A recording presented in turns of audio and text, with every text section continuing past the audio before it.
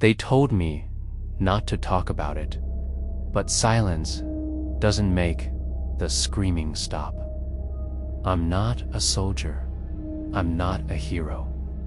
I was just an office worker in a city where the worst thing you expected on a Monday morning was spilled coffee or a late train. That was before the sky turned the color of ash, and before the streets began to smell like rotting meat. It started small, the way all real disasters do. A news clip about an outbreak in a remote village. A shaky phone video of a man on all fours, twitching, growling, then lunging at the camera. People laughed at first. Just another internet hoax. But I saw the eyes. They were wrong. If you've read the official reports, you've only heard half the story. They'll tell you it was contained, that there's nothing to fear. But the government broadcasts the clean press statements. They leave out what it feels like to hear your neighbor pounding on your door, screaming for help, and then to realize the pounding isn't with fists anymore. Somewhere in the back of my mind, I thought maybe I'd wake up. Maybe it was all a nightmare.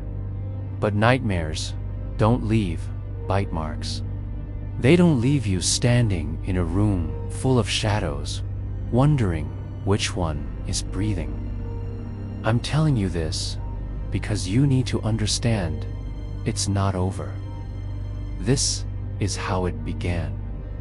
The week before everything broke, the city felt bored.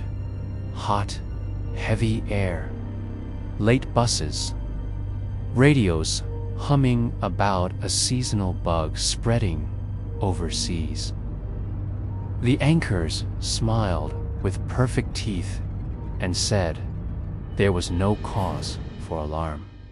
I remember thinking how calm their voices were, like they were selling toothpaste instead of telling us a storm was coming. At work, the elevators were slow because half the building called in sick. Flu, the receptionist said, popping mints and rolling her eyes. A courier left a package on my desk, no return label. Just a smear on the cardboard, like someone dragged their thumb through jam. I wiped it with a tissue and forgot about it. I still wish I hadn't. That evening, the feed on my phone shifted. The funny clips vanished under a tide of shaky videos. A packed clinic lobby. A nurse begging people to go home. A boy in a hoodie staring blankly as orderlies strapped him down. His mouth moved, chewing at the air, slow and hungry. The comments argued, fake VFX, it's a social experiment. Sirens became background music. They echoed off the glass towers and slid through the alleys. On my block, a woman stood on her balcony, smoking and watching the street like it was a show. I heard, it's in the water, she called. I heard, it's in the rain. Someone laughed. Thunder rolled in dry skies.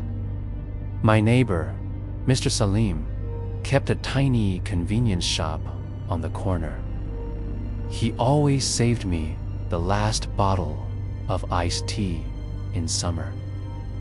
That night, his metal shutter was half closed, light leaking from the bottom like an eye. I ducked in to check on him. He was counting pills into brown bottles with shaking hands. "Customers?" I asked. "Patients," he said. "They say the big pharmacies ran out. Now they want anything. Painkillers, sleep aids, antiseptic." He touched his temple. "They complain about headaches, pressure behind the eyes, and this," he turned his wrist. There were crescent bruises, 5 of them, like a hand had gripped him too hard. A man tried to take the register. He was not himself. "Call the police," I said. "They are busy," he replied, and he smiled like a cracked plate. When I left, 2 men were arguing over a plastic bag. One held it tight to his chest. The other's mouth was bleeding, gums torn, as if he'd chewed something that fought back. I crossed the street before they noticed me. The news changed tone. The smiles vanished. A map behind the anchors bloomed with red dots that multiplied like mold in a damn fridge. "Localized disturbances," they said. "Unusual aggression." On the 3rd night, the building's group chat lit up. "Floor 8. Anyone hearing scratching in the vents?" "Floor 12. My dog won't stop barking at the door." "Floor 5. Do not open for strangers." A minute later, too late. I tried to sleep with the TV on, the volume low. The screen flickered between emergency advisories and blank blue. The blank blue was worse. It felt like the TV was holding its breath. At 2:17 a.m., something thumped in the hallway. Not footsteps. A heavy, sliding weight. Then the whisper of fabric against metal, like a sleeve brushing a door. I held my breath and listened as it moved past my apartment and stopped at the stairwell. The door creaked. Then a wet cough-lung, dragging like a drain, trying to clear, and the sound faded downward. Morning brought sunshine, birds, and lies. A cheerful notification. Service update: public transit operating with minor delays. Outside, the bus shelter was empty except for a single shoe and a smear that wasn't jam. A crow hopped close, pecked, and skittered back. On the way to work, I passed the clinic. A handwritten sign on the door said closed. Another note, taped below, said stay home. Between the notes, someone had pressed both hands to the glass and dragged them down, leaving twin dark trails that dried to brown. I stopped at a crosswalk and caught my reflection in a storefront window. I looked ordinary. That scared me most. Survivors always talked about the moment normal died. For me, it died while I looked at my own face and realized I was already pretending everything was fine. Behind me, a man coughed, not a polite cough, a tearing cough that bent him double. He straightened and stared at me. His eyes were glossy, like fish eyes, and his lower lip trembled with tiny, quick bites, as if he were testing the idea of hunger. The light changed. I walked. He didn't follow. Not yet. That was the last quiet day. The fourth day began with the sound of helicopters, low and slow, over the rooftops. They circled like vultures, their blades chopping the air into nervous beats. I stepped onto my balcony and saw the main avenue below clogged with stalled cars. Some had doors flung open, hazard lights still blinking. Others were empty except for dark stains on the seats.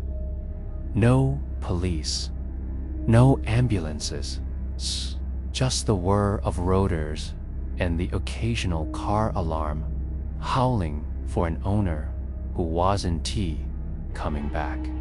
The first infected I saw up close wasn't in a hospital or a back alley. It was in broad daylight, right outside the bakery. A woman in a yellow dress stood frozen, head tilted, eyes unfocused. The baker came out with a tray of bread and called her name. She turned so fast the tray hit the pavement. I heard her jaw pop as it opened too wide, teeth clicking together like she was testing their strength. He backed up. She followed. There was no run, no scream, just a slow, deliberate closing of distance. When she lunged, I realized she hadn't blinked once. People scattered, screaming. A man shoved me into a doorway, yelling, "Go home." I stayed inside until the crowd thinned. Outside, the woman was gone. So was the baker. By afternoon, the power flickered. Phones still worked, but the lines were useless, scentless. Busy tones, automated messages, calls that cut off after one ring. Social media turned into a riot of rumors. Infected water, bioweapon, leak, ancient curse. I watched a live stream from across the city, shaky phone camera showing an intersection swarming with people. For a second, I thought they were fighting. Then I realized they were feeding. That night, Mr. Salim's shop was shuttered tight. A handwritten sign taped to the metal. Out of stock. Good luck. The building's group chat exploded. Someone posted a video from the lobby's security camera. A delivery driver staggering in, hands pressed to his stomach. The doorman tried to help him. The driver opened his mouth, and it wasn't words that came out. It was a spray of red and something that moved. The video cut off there. By dawn, the city wasn't ours anymore. Groups of people ran in packs, some carrying bags, others carrying nothing but bare hands and teeth. The infected didn't sprint like in movies. They shambled until they saw you, and then they were fast, flit, like flipping a switch from dead to predator. You couldn't outthink them. You could only outrun them, and not for long. The army came in trucks, barking orders through megaphones. Stay indoors. Await further instructions. I watched soldiers drag screaming civilians into the back of a transport, and I couldn't tell if they were saving them or removing them. That night, the sky glowed orange. Something was burning, maybe whole blocks. From my window, I saw shadows moving against the flames. Shapes too fast to be human, but too human to be anything else. Sleep was impossible. Every sound felt like it was inside my apartment. My door was locked, bolted, and still I pushed a dresser against it. I sat with a kitchen knife in my lap, the TV on mute. At 3:04 a.m., my phone buzzed with a text from an unknown number. They learn fast. Do not let them touch you. It was the first time. I realized the infection wasn't tea, just a sickness. It was something that adapted. Something that watched you the way a hunter watches prey. And prey always runs out of places to hide. By the fifth night, my apartment was a trap. The fridge hummed its last breath and went silent. Water came out of the tap in brown spurts. The air smelled of smoke, but no alarms sounded. Somewhere in the city, someone was playing a piano, soft, hesitant notes drifting through the empty streets. The sound made my skin crawl. Music meant someone wanted to be found. I packed what I could: water bottles, 2 cans of beans, a flashlight, the knife, and Mr. Salam's last bottle of iced tea. The city map in my head had shrunk. Anywhere beyond 6 blocks was unthinkable. My goal was the river. Military broadcasts said safe zones were set up there. I didn't believe them, but rivers don't burn, and water doesn't get cornered. The stairwell smelled of bleach and iron. On the 7th floor, I found Mrs. Ortega's door ajar. She'd been a retired schoolteacher, always baking for the building. Inside, her kitchen light flickered. The counters were dusted with flour, but the shapes in it weren't from hands, they were drag marks, long and thin, ending at the back door. I didn't stay.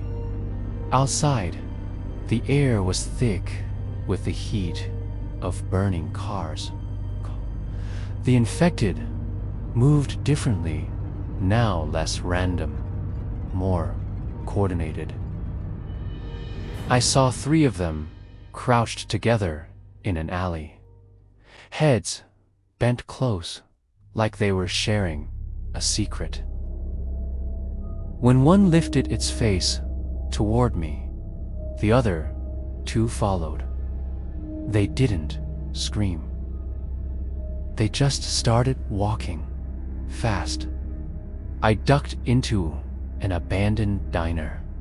The booths were overturned, plates shattered on the floor. Someone had written on the wall with ketchup or something darker, "They keep what they kill." A noise came from the kitchen, low, rhythmic, not chewing, breathing. I edged toward the counter, peering through the pass-through. A man stood with his back to me, swaying slightly. His clothes hung loose, damp at the collar. His hands twitched at his sides. Then his head snapped around, not turned, snapped.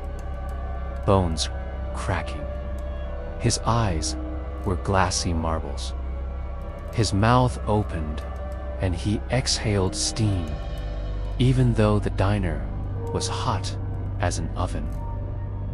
The streets were worse than I'd imagined, pockets of survivors clustered in doorways, clutching pipes and baseball bats. Some waved me over, but their faces were too hungry for trust. Hunger had two meanings now. Near the river, I found the barricade. It wasn't soldiers, it was civilians, wrapped in scarves and goggles, armed with kitchen knives and crowbars. They let me through without a word. Inside was chaos, a schoolyard turned into a camp, fires in trash cans, kids crying into blankets, people arguing over food. I sat under a tree, finally letting my shoulders drop. Safe wasn't the right word, but I could breathe. Then I saw her, the woman in the yellow dress from the bakery. She was sitting at the edge of the camp, staring at the river. Her hands were folded in her lap, still and clean. I told one of the guards. He frowned. Nobody like that came through here. When I looked back, the spot was empty. Only a damp patch of dirt remained, shaped like someone had been kneeling there a long time. That night, I lay awake, listening to the camp's sounds, murmured conversations, the scrape of boots on gravel. At some point, the boots stopped. No wind, no chatter, no breathing except my own. A shadow passed over me. Not a person, something taller. I gripped my knife. It didn't move toward MIT, moved through the camp, slow and sure, until it reached the gates. The gates were open. When the screaming started, I didn't run toward it. I ran away. I don't remember leaving the camp. One moment, there was firelight, screams, and the smell of burning canvas. And the next, I was alone on the riverbank, the water black as oil. My legs ached, my hands shook, but I kept moving along the shore until the sounds faded. At dawn, I found a boathouse. The door was padlocked, but the boards were rotten, and I pried one loose. Inside, there was a single rowboat, patched with duct tape, and a workbench covered in rusted tools. I pushed the boat into the water and started paddling. Each stroke felt like it pulled me further from the world I'd known. The city behind me looked peaceful from the water smoke curling lazily into the sky. No movement I could see. But I knew better. It wasn't peace. It was waiting. Midway across the river, I heard it. A splash, faint but deliberate. I turned, scanning the surface. Nothing. Then another splash, closer. Something brushed against the side of the boat. They can't swim, I told myself. That's what everyone said. They can't swim. A hand broke the surface, gray, bloated, nails black and curling. It gripped the edge of the boat. I stabbed at it with the paddle. The hand vanished. The water went still. When I reached the far shore, I pulled the boat up and collapsed in the grass. My clothes clung to me, damp from sweat and river mist. I stayed there until the sun was high, then started walking inland. Hours later, I found a farmhouse. A man answered, middle-aged, calm, with a kind of steady eyes you wanted to trust. He offered me water, bread, a blanket. I wanted to believe him. Over dinner, I asked if the infection had reached this side of the river. It's different here, he said. They're smarter. I froze. What do you mean, smarter? They've learned the sound of locks, the difference between glass and wood. They hide during the day. He leaned in. Sometimes they send one of them to knock. I asked how he knew. He smiled, slow and deliberate. Because you knocked. I didn't sleep that night. I didn't leave either.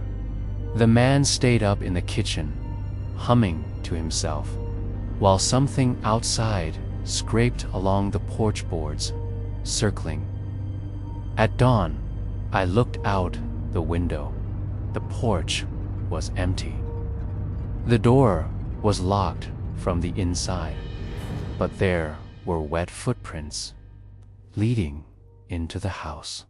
If you're still listening, lock your doors, check your windows, and if you hear knocking, don't answer, because by the time you realize it's not a neighbor, it's already too late.